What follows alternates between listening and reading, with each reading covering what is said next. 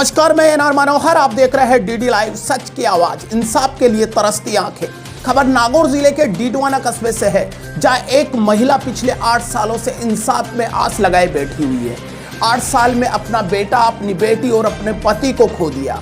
बेटी के साथ दुष्कर्म हुआ और बदनामी के डर से बेटी ने आत्महत्या कर ली। पति भी रईशे ढंग से गायब हो गए। पता नहीं चला कि पति कहां गए। बेटे की भी रेल की पटरियों के पास मर्द लाश मिली। वही इंसाफ के लिए परिवार दर दर भटक रहा है। खाकी पर भी कई सवाल खड़े किए जा रहे हैं। क्यों आखिर खाकी इंसाफ नहीं दिला पा रही है? देखिए हमारे सहयोगी की खास रिपोर्ट। 2013 यार दूसरा महीना 19 तारीख को मैं जोधपुर गई हूँ और 20 तारीख को मैं हमारी बेटी का साथ में हादसा है और 21 तारीख के दिन हमारी बेटी जल गई, रेप हो, शर्मिंदगी में बढ़ गई। अभी बेटी वाले मुस्लिम भी नहीं फरार हो रहे, केयर बिना पुलिस वाला फरार कर चुके हैं और अड़ हमारे कोई सुनाई करी। और मैं नागौर जाए, नागौर में मेरे एप्लीकेशन सुनाई करी तो घर से 4 दिन बाद में ताला खोल ले बेरार नागौर वाला ऑर्डर दिया। मैं आए नागौर में आए बात की, मैं मेरी बेटी बयान देसी भी पर मैं निमर कर छूँ। अब हालते ही वो मुस्लिम भी फिर है कि वह तो 80 जो पकड़ी सी तो भी भाई कौन पकड़ी सका, माँ ने सजा कौन दे सका, काका बाबा कौन दे सका, दे सके कि कौन देवे कि कौन, पर न्याय देने कौन सा पुलिस वाला। 2017 6 तारीख 11 महीने और 6 तारीख थी। एक रात 2 रात 1 दिन बरोबर ढूंढिया, फ़ोन भी कराया, कोई पता कौन चले। फ़ोन चालू है, मैसेज दिए मेरे बेटा ने कि भाई तेरी अम्मी की हालत ख़राब है। मेरे बेटा फटा क्या किया तो उस मैसेज का जवाब नहीं यार, स्विच ऑफ बता रही है, कभी लोकेशन जा रही है, पर हमारा बात कौन करने दे यार, आवाज़ कौन सुनने दे। फिर मैं ढूंढिया पूरी रात पूरे दिन देख के यार, दूसरे तीसरे दिन हो गया तो मैंने खबर मिली कि आपके बेटा की मौत हो गई, आप घर पे रहना। मेरे पापा फ़ोन करे कि आप घर पे रहना, मैं आ रही हूँ पुलिस वाला। और मैंने 2 दिन तक अब कहीं हो कहीं नहीं हो, सब जगह जाए। कोर्ट भी ऑर्डर दे दी कि वो सुसाइड को नहीं मर्डर है, फिर भी पुलिस वाला मर्डर कौन मानना है, सुसाइड मान रही है कि सुसाइड है। आप डिप्टी साहब मुझे दबाव भी दिया कि आप नहीं झूठ बोल रही हो, मर्डर है ही कौन नहीं, सुसाइड है पढ़मा की मर्डर है। डिप्टी साहब आई भी कह रही है कि तू मैं जी ऊंचे ले रही हूँ, तू फिर नीचे गिर रही है, तू मर्डर बता रही है कौन, सुसाइड बता रही है, तुम मैं मर्डर बता रही हूँ, तू सुसाइड बता रही है। तो ओके तरीक़ों को नहीं, पर डिप्टी साहब की गलती में दबाव दे रही है कि तू सुसाइड मान ही ना। और मैं सुसाइड को, हमारे बेटा को मर्डर है तो मर्डर ही है वो। अब मन न्याय चाहिए। आज साहब कन गई तो मैंने सुरपोत में 1 तारीख गए, जो आपस में बातें करे कि गलत फहमी है। गलत फहमी क्या न हो सका, लारू हाथ बांध कोई मर सका ही कोई यार। मरनो सी तो सीधो जार कूद सी, सुसाइड करी सी तो वो कुएं तड़े देख सी, ट्रेन क्यों अपना सिर क्यों बांध रहा था अपना सी, कट भी मर सके इंसान। और वो इतना डरपोक रात में पेशाब कराने भी जाता तो मन साथ लेट, तो फिर भी मैं क्या मान के देख लो इतनी दूर गए तो ले जाने वाला साथ आज़ादी भी नहीं ले जान मारे। और वे मार बाड़ा सुख कौन पार बिना न्याय पर चढ़ी 9 महीना भी टंकी पर चढ़ी तो मनाए कह रही कि नहीं भी मुस्लिम का बेटा झूठा, तू झूठ बोल रही है और तू पागल। और की का भी माथा फोड़ सकेगा, तू पागल होगी। ये पागल का करार में टंकी पर चढ़ी तो मन न्याय कौन मिली, उल्टी मन ही सजा दिलाई, मार पर ही केस करो कि तू नहीं आत्महत्या का केस तार पर लागू कर दियो। कोई हो सकेगा आत्महत्या का लागू केस? जी माँ के साथ में इतना था 3 कांड हो जा, आदमी को ना पता, आदमी बिना औरत कहीं कर सका, बच्चा पालना बहुत मुश्किल हो लुगाएगा जात में। फिर भी मेरे भाई का सारा, मेरे देवर जेठा के दोनों परिवार के बीच में औलाद ने पाल रही क्यों। आज कोई को सारो को नहीं, अल्लाह को सिवा और भाई बंदा सारा। और आज पुलिस वाला अगर जाती जाती आज हालत आओगी हमारी।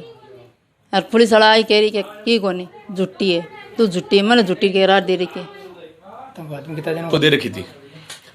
पुलिस ने अपनी कार्रवाई में प्रथम दृष्टया ही इसको मर्डर मान लिया था, और जो पहले जो जांच की थी पुलिस ने वो मर्डर के एंगल से ही की थी। परंतु पुलिस पे ऐसा कौन सा दबाव आया या पुलिस ने किस एंगल से जांच की इसका कोई पता नहीं है।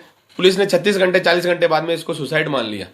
सुसाइड मान करके इसमें एफआईआर लगा दी और कोर्ट में इसको एफआईआर सबमिट करवा दी, जिसके अगेंस्ट में परिवादी की छोटा भाई जो है वो उसने अपनी तरफ से एक परिवाद लगाया और परिवाद में उसने एफआईआर में कंटेस्ट किया तो उसमें न्यायालय ने भी दिनांक 26/8/2019 को अपने फैसले में एक ऐतिहासिक फैसला देते हुए बताया कि यह सुसाइड नहीं है, जिसके मुख्य बिंदु में इसमें प्रथम दृष्टया जो पुलिस ने कहा था कि इसके हाथ जो तार से बंधे हुए थे और वो हाथ पीछे की तरफ से बांधे हुए थे, उसको इन्होंने सुसाइड माना। तो कोर्ट ने भी प्रथम पॉइंट जो मुख्य थे इसको माना है कि कोई भी व्यक्ति इतना मोटी तार से अपने पीछे की तरफ से हाथ को और बांध ले और वो ऊपर से उस पर चूड़ी लगा ले, ये कतई संभव नहीं है, किसी भी हद से संभव नहीं है। कोर्ट ने इसमें प्रथम दृष्टया ये प्रश्न उठाया कि ये किस तरह से किया है। आपने जांच, पुलिस को उसने कटघरे में रखा कि आपकी जो जांच आई है उसमें जांच में किस तरह से आपने माना कि ये तार जो है एक व्यक्ति स्वयं बांध सकता है तो उसकी ट्रायल करके दीजिए भाई।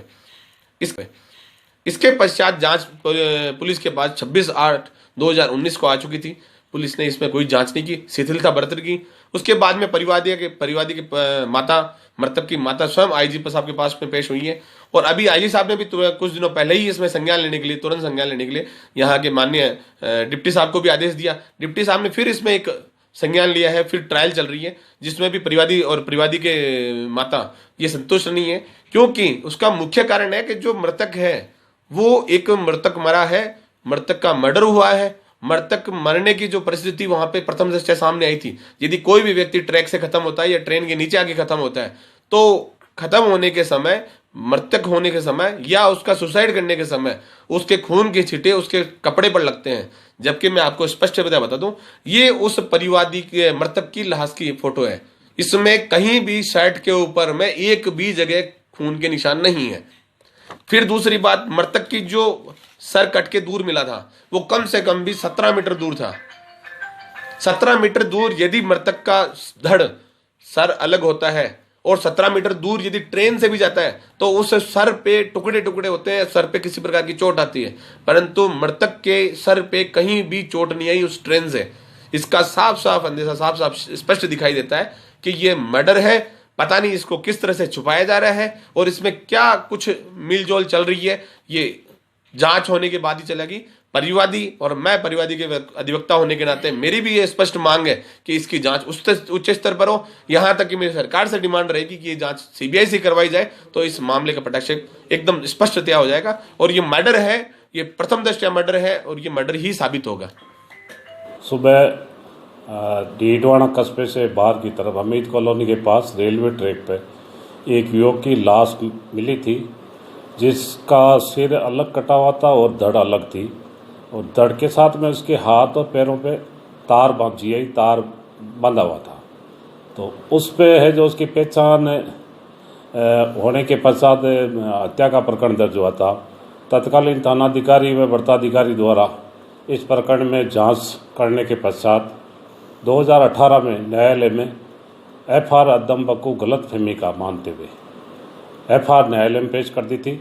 एफआर पेश होने के पश्चात मुस्तकिस के अधिवक्ता द्वारा कुछ बिंदुओं पर न्यायालय पर उठाने पर न्यायालय द्वारा 3-4 बिंदुओं पर है जो पुनः जांच करने के निर्देश के साथ पत्रावली वापस लौटाई थी, जिसकी जांच मेरे द्वारा की जा रही है। न्यायालय द्वारा मुख्य रूप से मृतक के जो हाथ और पैर के बना हुआ था तार, क्या ऐसा तार स्वयं के द्वारा बांधा जाना संभव है। उसके पश्चात मृतक के कुछ सर पर चोट आई हुई थी बॉडी पे, तो ये चोटें किस प्रकार से आ सकती है। इसके अलावा उस समय कोई एक किन्नरों का सम्मेलन होने की बात न्यायालय के सामने आई थी, तो इस संबंध में भी, क्योंकि वो सम्मेलन हमीद कॉलोनी के पास हुआ था, तो इस संबंध में भी न्यायालय द्वारा जांच करके वापस पत्रावली मंगवाएगी और पत्रावली में मेरे द्वारा अभी जांच की जा रही है। प्रकरण की जो मुस्तकिसा है और उसकी अकेला बानो और उसके जो पिताजी है रोशन जी साईं, ये दिनांक 21 अक्टूबर को आईजी साहब अजमेर के कार्यालय में परिवार लेके पेश हुए थे। उस दिन मैं भी पत्रावली के साथ वहाँ गया था, जिनकी आमने सामने बिंदुओं पर है जो चर्चा की गई थी। उसके पश्चात आईजी साहब ने इस प्रकरण में है जो न्यायालय द्वारा जो इंगित किए गए बिंदु है उस पर गहराई से सघन तफ्तीश करने के निर्देश दिए गए हैं और मेरे द्वारा इस संबंध में तफ्तीश की जा रही है। मैंने इस संबंध में किन्नरों के जो स्थानीय लीडर है नागौर जिले के, इनसे भी बुला के तफ्तीश की गई है। इसके अलावा मृतक की चोट के बारे में पोस्टमार्टम रिपोर्ट का अवलोकन करके ये चोट कैसे आ सकती है, क्योंकि ये ट्रेन की पटरियों पर लाश पाई गई। मृतक का सिर भी है जो धड़ से कट के करीब 8 फीट दूर पटरियों के बीच में गिरा हुआ था, ऊपर से ट्रेन भी गुजरी। इसको देखते हुए प्लस इसमें क्या कि पास में जो एक खेत है उसमें तारबंदी की हुई है। तारबंदी को सपोर्ट देने के लिए जो पतले जीआई तार, कोमल तार है, वो यूज में लिए हुए। वहाँ से तत्कालीन जो घटनास्थल का निरीक्षण किया था उस टाइम वहाँ से 2-3 पोल के तार खुले हुए थे और उस टाइम में पूर्व अनुसंधान अधिकारी द्वारा ये माना गया कि ये तार हाथ पैर बांधने के काम में ले गया। इसके पश्चात मैंने जो जब्त किया हुआ तार है, खुद फरियादी की मौजूदगी में रेलवे ट्रैक पर हमारे एक कांस्टेबल को इसका सीन रिक्रिएट करने का भी है जो हमने कोशिश की थी, और इस संबंध में आगे अनुसंधान जारी है। जो ये जांच पूरी हो जाएगी न्यायालय में परिणाम पेश किया जाएगा। खबरों की दुनिया में हम करते हैं आपको 24 घंटे 7 दिन खबरदार। अपने अनुभव से हर खबरों को बेबाकी और निष्पक्षता से उठाते हैं आपके लिए। देश दुनिया गांव गलियारों की खबर के लिए देखें चैनल डीडी लाइव सच की आवाज।